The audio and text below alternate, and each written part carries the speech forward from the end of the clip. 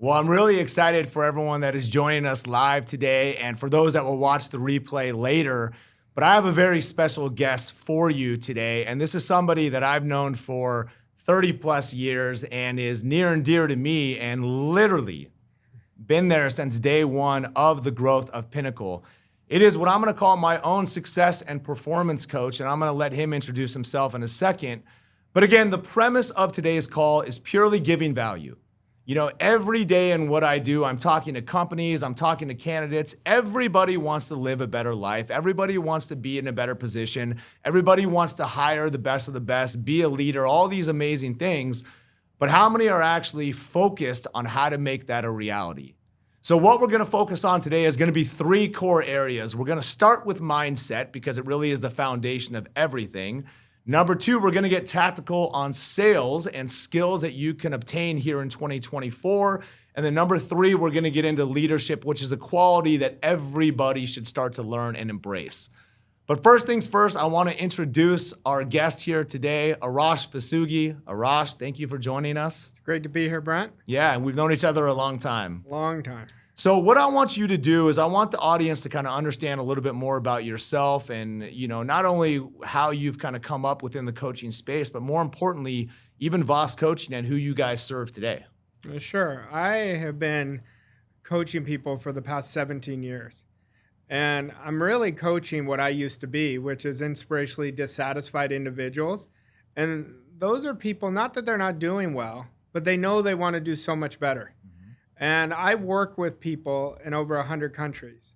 I created my company, Voss Coaching Co., and we work with inspirationally dissatisfied people and teach them how to create a life of freedom through deliberate processes so they stop grinding and really live life on their own terms. See, the interesting thing is everybody who is watching this, everybody walking this planet could do so much better than they're doing right now if they would just practice a few disciplines and monetize it. See, everybody has genius in them. You know, everybody has potential, but potential doesn't mean anything. It's our defining choices that we make is where the work is.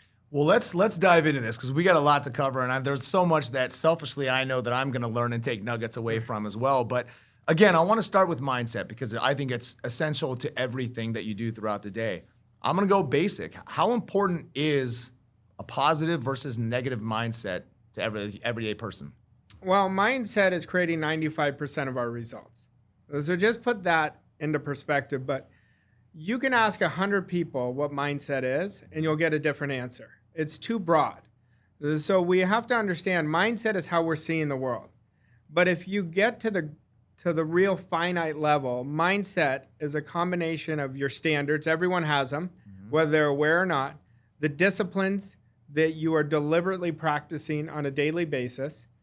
Your identity, how you think, feel, and act all day long. The type of decisions you make. And if you're in the spirit of the decision, where you're doing it with confidence. And your attitude. When you talk about positive and negative, I'm not really into positive thinking. I call it accurate thinking, but I do know negative thinking never works. So mindset, if you look at anybody's result, that'll tell you where their mindset is. But the beautiful part is you can always change it. And I want to stay there for a second because, you know, especially dealing with a lot of sellers, we live in a results-driven world, right? Numbers never lie, people do. So how often are people kind of getting in their own way when it comes to focus on results and just focus on pure metrics, and whether it be good or bad? And does that allow for emotional feelings to even settle in? Well, results always tell the truth. They're the compass of our life, but people are looking at the results in a faulty way. What I mean by that is you want your results to be your accountability partner, not to get emotionally involved. When you're emotionally involved, now you're letting the result control you. So let's say you had your best month ever. You get really high. Yep. And then what's the opposite of that? When you don't have it, you're going to get that low. We want to treat losing and winning with the same temperance because the losses create the big wins. So I love looking at results. I love creating results, but I also love looking at them so I know what to change. See, you're not as great as your wins and you're not as bad as your losses. So when we start looking at them neutrally, that's when you're going to find an individual who is going to crush it year after year after year after year. But we've got to stop chasing the results. Well, and I know this is something that you even taught me from Trevor Moawad, which is the book It Takes What It Takes. And he studied a lot of quarterbacks or sports people in general. And it was like, you throw an interception, big deal. But think about the body language that we'll see some people do. You can relate that into business and sales as well. Like you said, people get really high and they get really low. Will people ever be able to perform at a high level if they don't master that, what I'm going to call emotional regulation? No, I call it emotional discipline, same thing. And no, they are going to constantly be high and low, high and low. And it's a very frustrating way to live. I used to live that way. Yeah. I mean, I remember I started really transforming my results, yet I was still unhappy. And then I realized I was the problem. But what part of me was the problem? It was my attitude. I was letting the outside dictate how I felt. And when you do that, you're never going to create consistent results. Think of people who are really crushing it. Why are they crushing it? Because they never get too high or too low. Everything just is. They're neutral. And our goal is going to demand us to do whatever it takes. Now, a lot of people are letting their goals be set by what they did the year before. I'm going to do 5% better. I'm going to do 10% better. You never set a goal that way. The goal is always, how do I want to live? What do I want more than anything? And if the goal is not big enough, you're not going to build the disciplines. You're not going to grow. All you're going to do is work harder. I'm just going to work harder.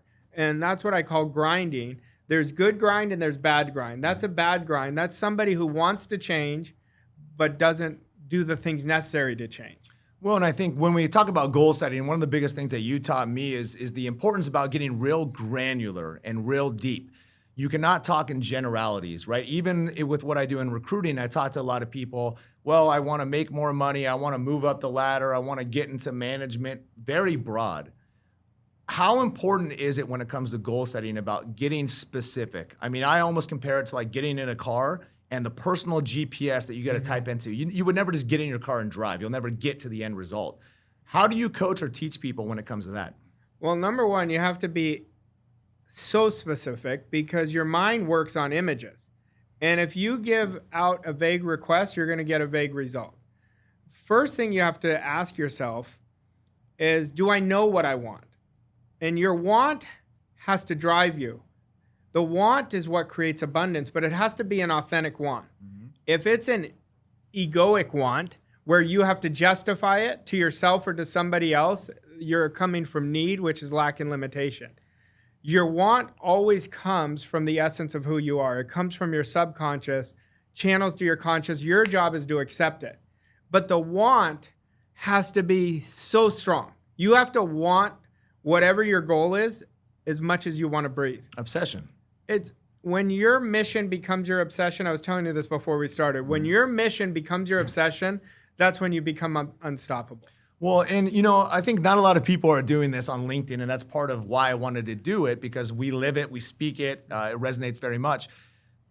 To the everyday person, explain the difference, because I think this is important as well, between the conscious mind and the subconscious mind.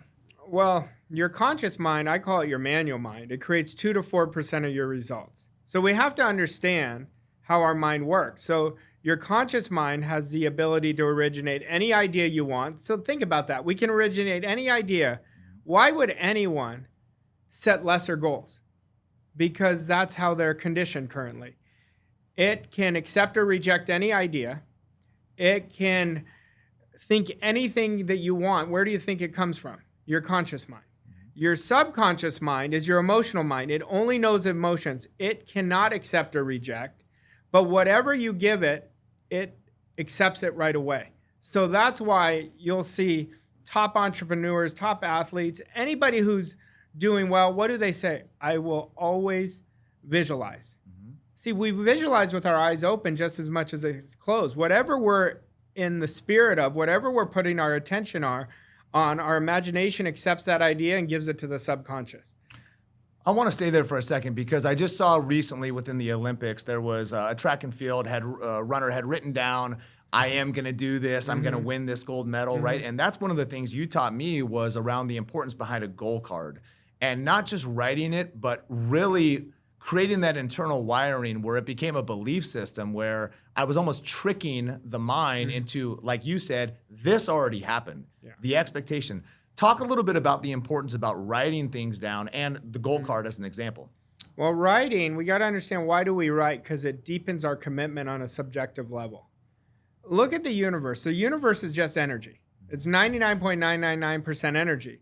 But the universe goes and supports the person who has the deepest commitment. And the goal card is important because it rewires your belief system.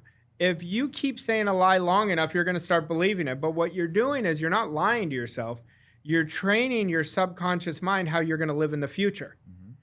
See, the key is our why. Our why always wins. It's either our why or our why not. The person who starts and stops, why not wins.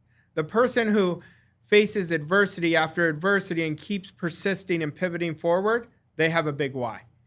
So everybody wants the results of the top 1%, but they're not willing to do what the top 1% do. What do? First off, we have to understand what success is. You have to decide exactly what you want. You have to pay the price of what you're going to have to grow into, and you have to do that every single day. Every day is day one. You have to recommit to your goal every day. If you don't recommit, everything is a distraction from the goal. Like, look at our world now with social media. Everything that we're doing, walking on the streets, there's a distraction. But the person that's hyper intentional, that's the winner. Well, and how important is it in the days and times like we're in now just to have blinders on almost, right? And there's so, like you said, so much noise, so much distraction. Things are coming at us all day long. It's hard. Like, we still live in reality. We still have phones in our hands and we still, have all these things. But how essential is it to be able just to lock in and get real dangerous? It's critical. The focused individual is the one that is creating the best results. But look under the hood of what focus is. Under the hood of focus is somebody that's hyper intentional, because we don't get what we want, we get what we expect. And our expectations control our behaviors. Well, the average person, the masses, which I like to call the asses, so don't follow where everyone's going, but the top 1 to 3%, they know what they want. They have a small circle, and they are locking into people who are going the direction they're going. Like, one of my biggest philosophies is I want to build a much better future than what my present or past was, because I know I can, and all I have to do is look at the world. If one person can create great wealth, anybody can. I want to talk, you mentioned something briefly, and again, something you've taught me, so I'm just trying to share it with others. The expectation to win. You say one of my biggest skill sets is I'm delusional. I believe that the universe wants me to win. I think I'm going to win, and I expect it. Probably goes back to basketball. I've never taken a bad shot. You know that, right? But how important is that? Most people are not working on any idea. They're working on just getting their needs fulfilled. And it's a terrible way to live. You're killing your potential. The key is you have to have an irrevocable commitment if you're going to have an expectation. You have to have a want. But the want's not good enough. You have to make a decision. This is what I'm doing no matter what. I don't care how long it takes. I don't care what gets in my way, but I'm going to persist forward. And then what follows the committed decision? You have to have guts. You have to have courage. Every goal that I set, you know what it tells me? I don't have the confidence yet. If I had the confidence, I would already have it. See, your confidence comes from your courage of willing to do things that are uncomfortable. We're in a society right now that people resist hard. We've got to do hard better. When we do hard better, that's how you gain confidence, that's how you grow, and that's how you are going to start tapping into different levels of success. So a lot of people are going to say, well, I want this, I'll do whatever it takes, and then the first roadblock, it goes away. Why is that, though? Why do people give in or give up so easily? Because they're not in control of themselves. We have to become a master of our thinking. Our thinking matters. Creation happens twice. It first happens in your mind, then it happens in your physical reality. But the person will say, I'm going to 10x my results. Then 2 days later, they go, no, I'm going to accept a lesser goal. Why? Because they never put the processes in on building the right beliefs. But we got to go beyond belief. Like if I watch your growth since we started, you didn't have belief at first. You had hope, which is a starting point because hope gives us option. Then you turned it into belief because you had commitment. But beyond belief is knowing. What is knowing? I'm doing this. I don't care what anybody else says. This is what I'm doing. And that's how you activated your faith, which is between faith and gratitude are the two highest forms of attitude. Well, and I think one of the biggest things that I did over the past decade, there was never a plan B. This is happening. There was no out. There was no, hey, let me give this a shot and try and pray, hope, and wish it works. It was, this is going to happen. It has to happen. And you know my reasons to win, like I like to say. You mentioned something on your recent podcast, which we'll share at the end, that quantum leaps by individuals are done by eliminating things and not adding. Tap into that a little bit. Yeah, quantum leaps are about elimination. See, if we don't eliminate and we do too many things, that's working harder, not smarter. But if you look at what you're doing, there's 20% of your activities that are creating 80% of your results. Just 20% are your best activities that create 80% of your results. Like if I said that right now, if I said, if you observe yourself just in the moment, and I said, don't give me your 20%, just give me a few, you'll go right away. What would you say? For me, I know it's going to be business development. It's going to be actual tactical recruiting and headhunting, and it's going to be branding and what I'm going to call marketing. Okay. Did we not have this conversation at your house when I was stuck about 6 months ago? Remember, I had enough self-awareness to come over? Yes, and I told you you're doing too many things, and your attention was the wrong way. But what happened since then? Since then, you minimized what you did, and you created a quantum leap. See, I believe every person should be creating a quantum leap every 90 days. And people might be listening to that thinking that's obsessive. Well, to win, you've got to be obsessive. You have to have your goal as a magnificent obsession, but to achieve a goal is just doing a few things in a great way over and over and over again until it's automatized. And now imagine looking back at you. Imagine those three things that you just shared.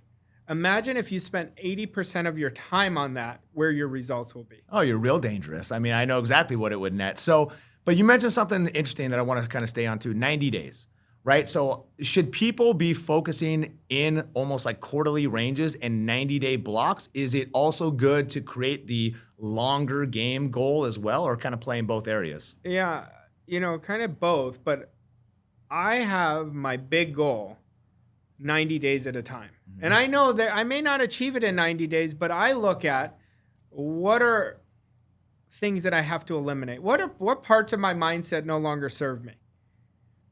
Like when I was earning in the corporate world 100,000, I couldn't keep doing those things to earn $1 million. When I was earning $1 million, I couldn't do those to earn 5. When I was it took my business to 8 figures, I had to do different things. So you have to understand the process of elimination isn't just the type of activities you do. You've got to look at what beliefs no longer serve me. They may have served you at a time, but they no longer serve you. Because if I look at your company, your next 10x jump is going to require you to eliminate things for everybody. I'm talking to you right now, so I'm saying you, but it's for me. We have to constantly look at eliminating the low energy. Anything that gives me low energy, I quit. There's a great book I've been reading. I read it a few months ago. It's called The Dip by Seth Godin. And he says the best in the world are the best in the world because they're the best quitters. They quit at what doesn't serve them. And that's my philosophy on elimination. Once you eliminate the low energy, guess what you're going to feed? You're going to open the space for the high energy, bigger ideas, bigger concepts, better people on your team that you're going to be able to leverage, and better skill sets that you leverage. I mean, this is just so good, right? I selfishly, I'm sitting here learning stuff. So I want to tap into one other thing, and then we're going to move on to sales because I think that is a very important subject. What are your thoughts on affirmations? What are your thoughts on, a lot of people talk about they're doing cold plunges and journaling and all this stuff. I don't think people actually are, but what are your thoughts around that? How important is it to create that belief and actually write it down or live it? I mean, if you live it, they're very effective. They could be counter-effective, though.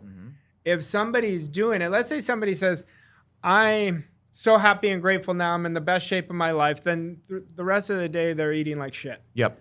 Well, that's a double binding message. So affirmations, One of the greatest philosophy I ever learned was it's called autosuggestion. It's suggesting the thing you want the most to yourself over and over again, because that's how you rewire yourself.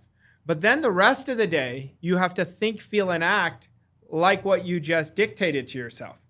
And you're going to go through a period where you are a double binding message. You're the opposite.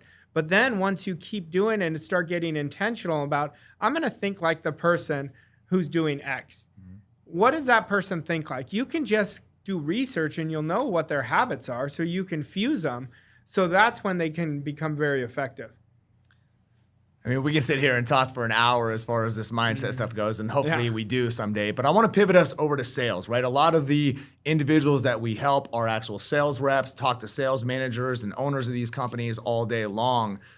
A lot of what I hear right now is people pointing fingers. It is the market, right? And they're going up and down, like you said, based on that. What would you say to people that are saying, it's a hard market, I can't win?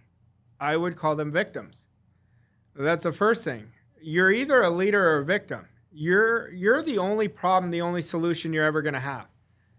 I remember when I became an entrepreneur, it was in the worst economy in the history of our time, because we're the same age. Yep. And I remember I put my foot on the gas where everyone was putting their foot on the brake. Even now, every time we come around an election, people are making excuses because the election. The market is what the market is, but we create our own economy. And you want to burn that idea in your mind. If I'm putting my attention on excuses, what do you think I'm going to keep attracting in my life? More of the same. And I'm not saying be delusional, but put your attention on what you want, because that's where your energy is going to go, and that's what you're going to create it. Now, I can back this up. You know, when COVID happened, there was so much chaos. Mm-hmm. A lot of people lost their businesses, but there's a lot of people that crushed it. Why? Because they created a mindset. That's why mindset is so important when we're talking about selling. There is no selling without a mindset, but they created so much value in the marketplace that they made themselves irreplaceable. And that's what we have to do is, for a sales professional, they're the highest and lowest paid profession in the world, and it's not by accident. They're the highest because the highest love rejection because they know they're one call away. The lowest are the victims. They blame everybody else. They blame the leads. They blame the products. But we have to understand what selling is. Selling is about giving. Selling is what you do for someone, not at somebody. And you can't help anybody until you sell them. Whenever somebody's working with me, they'll say, are you trying to sell me? I say, absolutely, I'm trying to sell you, because I can motivate you for a short period of time. But in order for me to transform you, I have to sell you into one of my programs in order to do that. Well, and one of the biggest things that, again, I'm just speaking from experience that you taught me, you'll remember this moment. We went to one of your children's birthday parties, and you're like, man, what happened to you, right? I was beaten down, and it was because I was coming from a place at that top chapter of life that I needed the deal, right? I was forcing a deal through, or so I tried. Didn't end up getting it, which you knew. Why do people, and will they ever win at a high level if they're coming from a place of themselves, I need a deal or anything? Will the universe ever reward them? No, you may get a deal, but it's going to turn into a refund. Because whenever you're coming from need, you're coming from lack and limitation, so you're going to create more lack and limitation. See, all I had to do was look at your energy that day, but really the cause of this for everybody, we've got to get this. There's an underlying fear. I work with sales reps all the time, and I'll say, what's holding you back? They say, my sales. I say, no, that's an effect. Sales is always effect. The cause is your preparation. The cause is your attitude. The cause is your mindset. So they're treating symptoms and building processes and machines around a symptom, and then they keep getting the same result, and they say, I don't know, nothing's working. We've got to get to the cause, and we have to stop lying to ourselves. So we have to say, from right now, where am I right now? That's easy to find. Just look at your results. Then to say, I have a goal that's much higher. What is the biggest obstacle? That obstacle that you define is going to be the cause. And now, once we eliminate the cause, the fear, there's a fear that's going on. What is the fear? Fear of loss, fear of comfort. Am I going to lose my house? This is what happens. Can I make my mortgage payments? Once we get rid of that fear and get in the spirit of a big goal, now the goal drives us, but we've got to build a picture. What would, if I achieved, let's use somebody who's earning 100 a year who wants to go to 500. If I was earning 500, what type of experiences would I have? What would my confidence be? What would my preparation be? Where would my focus be? And then we start installing that inside of us into the new belief. And then that person is going to change so much. Well, and would you not agree that belief then leads into behaviors? I mean, you know this, the person that is making 100 grand versus the person that do 500 grand, they play differently. The skill sets are different. Their attitude is different. Probably the type of customers they're going after are different. So how does someone inject that belief when they just can't see it, right? They've played in this 100 to 150 range for a decade. Why do some people only stay in certain buckets, if you will? Because they love being comfortable. See, I don't think the person earning 100, 150 is that many different habits from 500. They're different from a million, but not 500. But it's all based on if somebody is willing to commit to a bigger reality. That's the thing that they have a hard time seeing. They don't see themselves because they're letting their past control their present. So in the present moment, we're creating our future. Like what we're doing today is creating our future results. It's creating our future self. But the person who's earning 100, they do just enough to get by. And they're not challenging themselves for something greater. Why? What if I don't do it? What if you don't? At least you gave yourself a shot. So your identity is driven by your standards. And people will say, I have standards. They'll tell me this all the time. And I'll say, yeah, you have weak standards. I got a message from somebody the other day. They said, I came to your house and told you I was world class, and you told me you're the opposite of world class. And he said, you were right, and that fueled me. And I said, because you could tell yourself something, but if you observe your behaviors, it'll tell you something else. What are the characteristics of a great sales professional? The most positive mental attitude. They sell themselves before any sales call. They already know the outcome. They have a sales process that they practice over and over again, because that's the most important skill to sell, is having an amazing process that is automatized. And look at the difference between the sales winners and the sales losers. The people who are winning in sales, they study their craft and practice it until they can't get it wrong. The people who are mediocre or people who are losing, they study their presentation until they get it right once and they stop. That's why our biggest currency, there's two of them, how we use our time and how we practice our craft. Well, and I think the term sales professional is a very loose term. It's way broadly. Like to you, it is a career. It's who you are. It's an identity. Talk a little bit about the one of my favorite things you taught me, which is the law of compensation, right? Teach a little bit about that. The law of compensation is working in everybody's life, whether they understand it or not. The law of compensation states you get paid in direct proportion to the service you render, the need for it in the marketplace, and your ability to do it. The key of this law is our ability to do it. That's why we have to treat our craft like an art. And I practice my craft every day. I always say this, like I may not be as good today as I was yesterday, but it won't be because that I was not prepared. Your ability to do it is going to make you an outlier in the marketplace, because how many people are on the extra mile? Very few. And so once we understand the law, so if I was going to sell you, but I was coming from need, I was coming, God, I got to make this payment, you would feel it. 100%. So I'm sending you, I want to help you, but really what I'm saying is I want to take. Well, and one other thing, I want to stay there because this is really good, but we talked about this before. A lot of sellers, they're not actively listening. They're always kind of one step ahead about how am I going to pitch this person. They're maybe on the phone looking at pricing, whatever. How important is it through the sales process to be a servant seller, right? And ask questions and all these things. Well, questions are the key to being a great seller, number one. But there's three keys. Number one, well, I just said number one. So number two would be listening, and then in no particular order. And number three is how you communicate.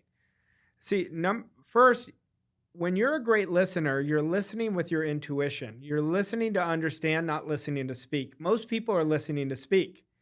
And number two is communication, how you're transferring the information. It's not what you say, it's how you say it that makes the imprint on somebody. Like Maya Angelou has a great quote. She said, people always remember not what you say, but how you make them feel. When you're selling, you want to put all your attention on that other person and make them the most important person because to them they are. And you want to ask great questions because questions shape our behaviors. But questions unlock the need that you're going to fill to the consumer or opposite. How important also is energy levels, tonality, right? Because I've always said sales in general is an exchange of energy. People are going to feel you and it's essential. But how do you inject that into somebody, or how do you teach people that? Well, you have to prioritize. Tone transfers belief. That's why tone is so important. Tone is going from your vibration and installing it into somebody else. But the key is you've got to authentically believe that you can help them.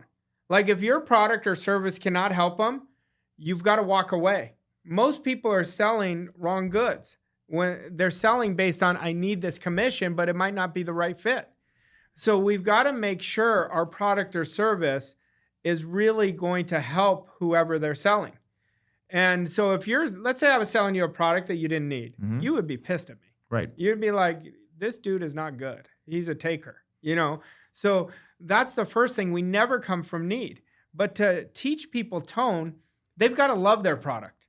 They've got to buy into their product. That's why I said the first person you have to sell every day is yourself, because every day I have to conquer myself. I don't need to conquer the world. I just got to conquer me, because it's always my biggest competition is me versus my ego. And to sell great, you want to kill off your ego so you can be calm and quiet. And that's when you're going to be present with somebody where you can bring out of them what their problem is. Because everybody has a problem, or else they wouldn't have the appointment. Now, if you ask really good questions, say, what is your biggest pain point? Where would you like to be in 12 months? And how willing are you listen to my words, when I can solve the solution, I'm not saying if I can solve it, when I can solve the solution, how willing are you to be ready to receive this? See, when I hear that, again, you're coming from a place of not only belief in what your product or service is, but number two, an expectation to win. You already know you can help this person, so why would you not? Now, here's another question, though, too. When you go and teach in these corporate environments or sales rooms, how much is training lacking in a lot of what you see?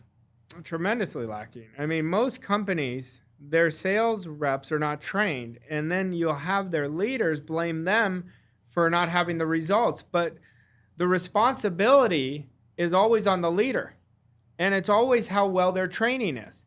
Like any leader, I want you to observe this right now. How well is your training? And it's not about, they have a manual of what to do. No, how often are you putting energy into your team? And are you holding the image, not as they are, but as they can be? So you always, when you're leading, you want to hold the image of what people can be, not as they are. So if you look at you 5 years ago, you're very different than you were 5 years ago. Mm-hmm. See, same with your newest sales rep. We've got to infuse the right training and right belief in them. And that's when you're going to set them up to win. Well, this is almost a perfect segue to get into leadership, because I think it's essential. One of the things that we spoke about, what do you say to these sales leaders that are, they call me, Brent, my team is no good. They don't want to work. They don't know how to pick up the phone. Who's to blame in that situation? It's always the leader. It always goes back to the training. The greatest leaders lead by example. See, if I was working with a team and they said that to me, I'd say, tell me the reasons. Instead of just saying they don't want to pick it, we're assuming something. We're assuming they're not good enough. But what are their reasons of why to pick up the phone? Are they committed to their daily goal? Every sales rep has to have a daily goal. I'm going to make this many calls. I've already sold this many in a day. I've made this many connections, this many referrals. But we've got to set them up with the metrics of what's going to set them up to win. But blaming is the worst thing you could do. The best leaders are demanding, not demeaning. They're very different. See, when you're putting pressure in a bad way and not leading with a standard from a leadership position, people are always going to come from lack and limitation. And it comes from a fearful leader is going to have a fearful team. Okay, so let's stay there again, because let's talk about someone is not performing at the levels, maybe you want to call it standards, that is an expectation around. If somebody were to go on like a PIP, a performance review, are they ever going to break out of that cycle, or are they going to start to come from the wrong place just to kind of keep their job or survive? Well, most of them are going to come from the wrong place unless they have a great leader that's saying, these are the metrics that you've had. Why? Now, do you really want to be here? What is your goal? Most leaders don't even know what their sales team's goals are. They've given them the goal, but you can't give somebody a goal. The person has to have the goal, or else they're not going to get emotionally involved. It's got to be their goal. And most sales leaders, when they're doing the performance, they never ask the right questions. Like, do they ask, what can I help you with? Where is your struggling? Where would you need more training for you? What are you feeling? See, we got to start understanding it's not them. Their results are telling you, first, as a leader, you want to take full responsibility. Now, if you give them the greatest training and they're not doing it, they don't have desire, it's time to let them go. How do you find out about someone's desire, their reasons to win, as I like to say, or whatever? I think that's almost a lost art, even during the interview process, right? So how do you pull that out of somebody, or how do you identify if they're built the right way, so to say? You got to ask great questions. You got to find out what they want, why they want to work there. What are their goals? Where do you see them? Where do they see themselves 12, 24 months from now? What would you say if somebody said, if you were to interview somebody and you ask them, hey, what do you want to be in 24 months? And they can't clearly define that. Is that a red flag to you? To me, that's a huge red flag. Why? Because they're not clear what they want. And my standard is I want people that are clear, or else they're not going to mesh with my culture. See, if your culture has a high standard, you can't bring C- players in. If you bring C- players in, it's going to infect your whole culture. So you have to be strong enough to have the ideal characteristics of what you're looking for. And if they don't match it, then you wish them well. Well, I always say you are what you tolerate. And I think a lot of companies tolerate a lot of mediocrity and average. Why is that, though? Why do they allow for these people just to kind of stay aboard if they're not producing, not playing at a high enough level? We see it all the time, but why? Because they're mediocre themselves. They have a mediocre standard. See, whatever we tolerate, we're going to get more of. And so the problem is they're coming from need. The leader's coming from need. I need this sales rep. I need them to do better. And what we have to do is hold our firm standard, because standard always wins. Standard is what sheds your old identity and your company's identity. Every company should be thinking, how can I 10x my results? What are we doing excellent at? And every great leader thinks that like this. They say, what am I doing excellent at? And how can I even make that excellence greater? But you could have a great leader who really likes somebody and has a hard time letting them go. And I can understand that, but you have to always do what's in the best interest of the company. So many people say they want to be a leader, right? It's almost like this mindset thing. Well, I just want to be a seller, and at 35, I want to lead people. I think obviously there's a big difference between leading and managing. If somebody was in that seat where they're just selling and producing, but they have that desire to get into leadership, what path would you send them down? How do they develop those skills to be able to implement that to others? Well, the first thing I would tell them is deconstruct what you did to become great at selling, so you can make it teachable in a leading position. Then I would let their peers know, I want to really level up and upgrade into a leader. I think I have the characteristics. They have to own their power. People are giving away their power. You know that example of people calling you and saying, my people are not doing this, this, and this? That's the manager, not leader. That's the manager who's giving their power away and coming in excuses. Every one of us every day is either a victim or a leader. And leadership is not easy. Leadership is hard. Leadership, you have to be strong. You have to tell people the truth. You have to rise people up. You'll know a great leader by the leaders they have under them. And leadership, your example is going to be the greatest form of leadership. And so if I tolerate less than, then that's a reflection of me. See, somebody can be doing less than and really catapult. I had a guy that I trained. He was earning and you're not going to believe this, but it's the truth. He was from Mexico. He was earning $4.50 an hour. And he came and he asked me if I could help him. I didn't judge him because I never judge resumes. I look at heart, desire. And within, I think it was 22 months, I got him to $40,000 a month. Now, people are going to listen to that. That's crazy. No, it's not, because selling is the highest or lowest paid profession in the world. Right. A commission-based salesperson writes their own ticket. That's why what we've talked about so far, you're not going to do it without the mindset. You're not going to do it without the right sales skill. And we've got to have, you're minimizing what you're saying, though. You keep saying, like, my thing is reasons, right? Mm-hmm. That's a big deal. Like, that is a big deal, what you're saying. Nobody does anything without reasons. Well, I use it all the time. I tell companies that you have to find out somebody's reasons to win. It can be, I know what people we place. I'm having my first child. Maybe I have some student debt. I have a sick parent. Those are reasons to win. When I started Pinnacle and you sat there with me, I had a 1-year-old child who you know, and there was no other option. I had to win. And look what happened since, right? So it's essential to kind of pull that out of somebody. When it comes to leadership, though, what are your thoughts around, like, empathy is a big word, right? And I don't want to mean it's being gentle and soft and coddling somebody, but how do you get that balancing act of caring but still pushing? Well, I don't look at it as pushing. I look at it as stretching. They're two different words, but you have to have an empathy, compassion balance. You have to have compassion. You have to have empathy. And there's a balance, because you can't be too compassionate and you can't be too empathetic, or you'll be off balance. A lot of people are babysitting people's emotions. They're not leaders. That's what that's the difference between a leader and a manager.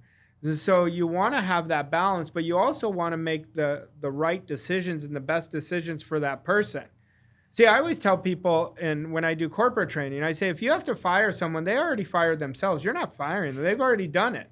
Like, you can't give somebody heart. You could teach them work ethic. You could teach them skill set. You can teach them where you've come from. See, you're a great example of this, of where you've come from. Anybody who's in the recruiting world, they should tie to you and say, I want to be around you, because you went from starting completely over to building a significant business and now being more free than you've ever been in your life. Yeah. When it comes to leadership, though, and setting these standards, a lot of companies will take the top sales rep, right? Well, you got to know what you're doing. We're just going to turn you into a manager. And I've seen that backfire and fail so many times. Why do companies go that path and just assume that person is a leader? And then, can you be a leader without being a high producer? Let's just use sales again. Have you seen that work? Never. Why? Because they can't be respected. Your team has to respect you if you're going to lead them. And they're not going to respect you if you don't have the track record of performing. People will know. Like, I see companies make a mistake where they have managers and the managers don't sell. The managers always have to sell, because they're a great example of what they're doing. And the manager should really sell at a significant level. So you actually, there's two individuals that I'm going to mention, Jeremy and Scott, who are going to love hearing this, because they are big player coach people. So you actually believe in the player coach model. Absolutely, because you don't want selling to be a dormant skill. You want to keep upgrading it, because now you're going to be able to transfer to your team much better. And they're going to say, I keep blaming the marketplace, but using Jeremy and Scott keep selling. Yep. So I can't go to him and blame the marketplace. Well, not just that, but aren't they also continuing to create value for themselves to open doors down the road? And they're going to increase their skill set. That's the most important thing. They're not just increasing their skill set for themselves. They're not just increasing opportunities for themselves, but they're showing their next person, if I can do it, you could do it.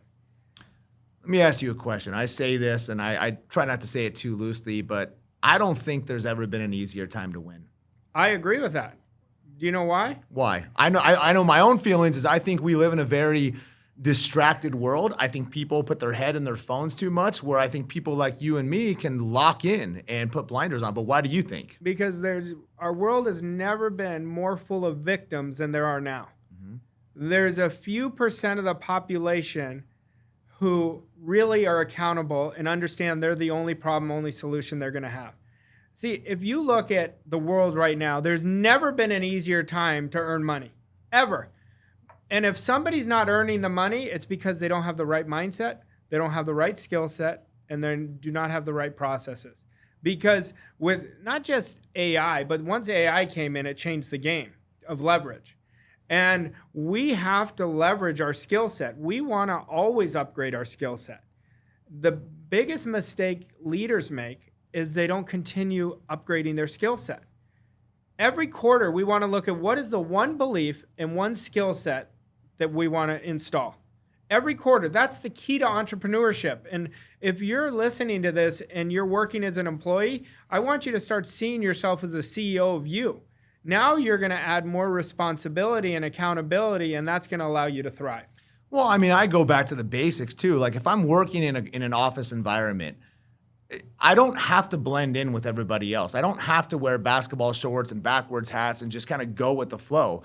Do you think too that even how you dress and how you carry yourself, obviously you're the blazer guy, as we all know, but how important is that too, just from upkeeping yourself, first impressions, how you go about the day? It's very important. How you dress is going to make you feel better, number one. It's going to increase your identity, number two. Like you'll go listen, because I mean, I'm an avid student, but the first thing I did was change how I dressed. First thing I did is changed how I dress, and now dressing is very important to me. It has been for a long time. But if you're going into a meeting sloppy, or even if you're working from home sloppy, you know it. You don't feel as good. When you dress well, you're saying, I respect me. I respect me. Now, we're in an age, a lot of people now are very hat backwards constantly. Why would you do that on a sales call?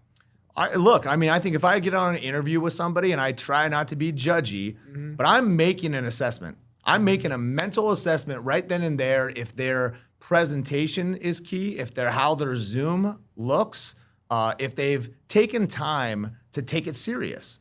Because if you're not going to take it serious, how am I going to take you serious? So it's all these little things that I think can separate somebody.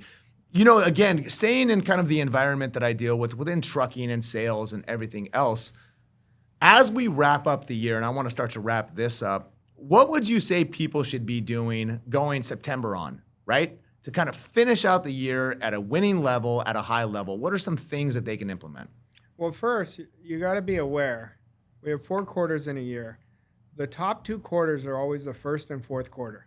So I would be setting a big goal on how to finish the year strong. And I'll give you some questions that'll trigger that. I want everyone to imagine between now and December 31st, if they were all in on their goal. If they pick a goal right now that they're all in on, and they have all in focus, you're going to create a significant jump in your results. That's number one. But starting in November, you've got to start planning next year. You've got to start planning next year's goals. Most people plan them too late, and they rush it and they say, oh, this, and like I said earlier, I'm going to do 5% better. Set a goal that you really want. Like, you got to stop screwing around with your life. We don't know how long we have. So we've got to set big goals and hold ourselves to a standard that I'm going to grow into it. And there's so much help that people will help you get better. Well, and I'll give a real life example from the goal setting. We both subconsciously worked on the Inc. 5000 was a really big one. We made that happen, right? Yeah. So we know that did. But I'll never forget the one thing you told me was like, great, done. What's next? And the quicker you can latch on to whatever is next, otherwise you're going to be stuck in this limbo land. And how many people swirl and dwell on what they already did without setting that next one too? Most people, and that's why they start dying. So they'll go make an achievement.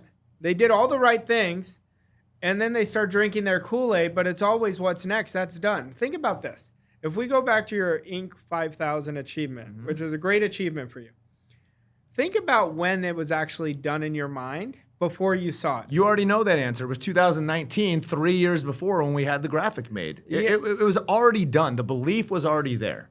Yeah. See, for me, I've trained myself like this. Right now, I'm thinking of myself 24 months in advance, and I make every decision for me 24 months from now. I'm building disciplines from the person 24 months. Because all I have to do is look back at me 2 years ago, and I'm so much better now than I was 2 years ago. Think of where you were 2 years ago. Well, 2 years ago, I was sitting there with some busted Achilles and not in my best physical health. I don't even recognize that person at 45 versus now at 47. And I'm okay with that, and I hope I don't recognize 47 at 49. But you're understanding that your future drives you. Most people don't. Most people think they're going to be the same as they are 2 years from now, and it's not true. See, when we become obsessed with a better future, we create a better future. What if I told you you're not even close to getting started? Like where you're about to head, you're going to look back at this interview and be like, I can't even believe where I was. And that's the beautiful part. You and I can sit here and talk for hours, but I want to tap into something different. You know, we're both dads. We're both husbands. We're both dads, children around the similar age. What can parents be doing to inject belief into their kids, to make their kids stand out in today's world as well? They have to lead by example. That's the most important thing that we're doing from our kids. You know, I'll tell you a story about this. My daughter and my son got this book for Father's Day, and they fill in the answers of whatever the questions triggered. Anyway, to my kids, what they remember me as is their favorite quote that the losses create the big wins. Both of them wrote the same thing because I've trained them because I want them to have a great relationship to losing just as much as winning. So my point is our example, the way we communicate with them, not talking at them, not putting pressure on them, but really influencing them by listening to them, by showing them. There's a thing that I do that drives my kids crazy every morning. I'm coming home from the gym, but I know they're driving to school. I call my wife's phone and I say, what do we get to do today? And they're like, oh, Dad. And I always say, we get to get better today because I want them to understand we get. It's not putting pressure. We don't have to do it. We get to do it. So the more we put them in positive situations, one positive act is going to create increased self-esteem for them. I saw you put a post about doing vision boards with your girls. Brilliant. Brilliant. Well, I think too, you've always taught me this and many others, things are caught, not taught. Yeah. Like that what we're trying to do is normalize this. This is who we are. This is how we operate. We come from the future. And you know, the future self is a really big thing for you. But I think that is something that we want to inject into them, that's just, again, going back to standard, it's how we roll. You know, it was so funny going on this kids topic. My son's really into gymnastics. And the coach tells my wife, well, there's only 18 schools that have Division I.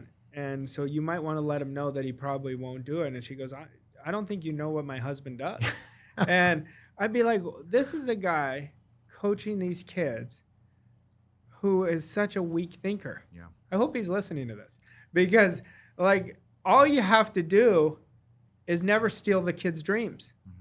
You know, I think I look back and I said, God, I wish I was around this 20 years earlier, this philosophy. This philosophy changed my life, and it's never going to end. Well, and as we wrap up here too, you know, I say the same thing as well. I wish that I got into personal development, focused on myself. I always say you taught me the language of success. It's not that it wasn't always up here. I just didn't speak it. I didn't know how to interpret it. And another thing that I've noticed over the years too is, you know, I remember you Think and Grow Rich is a book that a lot of people read. Reading that 10 years ago versus now, very different. It's night and day because I've changed. Yeah. So now I interpret the information different. So if people are, and again, not a lot of people do this on LinkedIn especially, but if people are not tapped into personal development, where do they start? Where do they begin? What do they do? I mean, I would recommend them start with my podcast.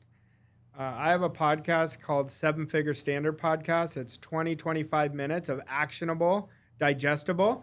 But I would really start by writing out what you want.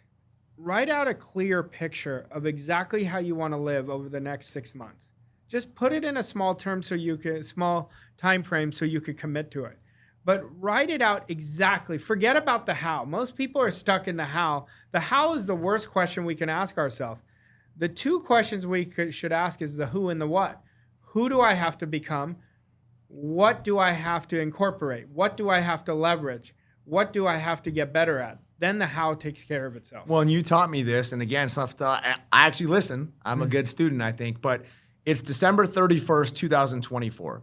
I'm so happy and grateful now that, and almost like an author of your life, just write it down. Write it down. And not enough people actually take that step to kind of create that script for themselves to be able to kind of make it in reaction. So this has been amazing. I want to respect your time, but again, I think that this is something that I just wanted to give to others because you've been so valuable to me. How can people find you on social media?